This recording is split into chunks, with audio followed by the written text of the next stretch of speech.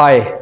Travancore legislative council മെമ്പറായിരുന്ന VJ ഉമ്മൻ്റെ കൊച്ചുമകനായും KO ചാണ്ടിയുടെയും ബേബി ചാണ്ടിയുടെയും മകനായും 1943 ഒക്ടോബർ 31 കോട്ടയം ജില്ലയിലെ കുമരകത്താണ് ഇദ്ദേഹം ജനിച്ചത്.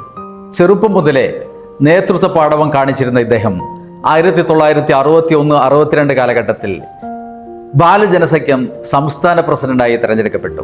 താൻ പഠിച്ചിരുന്ന പുതുപ്പള്ളി സ്കൂളിലെ യൂണിറ്റ് KSU പ്രസിഡന്റായിക്കൊണ്ടാണ് തൻ്റെ രാഷ്ട്രീയ ജീവിതം ഇദ്ദേഹം ആരംഭിക്കുന്നത്.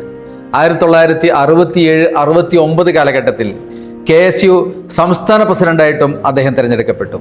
തൊട്ടടുത്ത വർഷം 1970 യൂത്ത് കോൺഗ്രസിന്റെ സംസ്ഥാന പ്രസിഡന്റായി അദ്ദേഹം അവരോധിതനാകുകയും അതേ വർഷം തൻ്റെ 27ാമത്തെ വയസ്സിൽ പുതുപ്പള്ളിയിൽ നിന്ന് നിയമസഭയിലേക്ക് തിരഞ്ഞെടുക്കപ്പെടുകയും ചെയ്തു.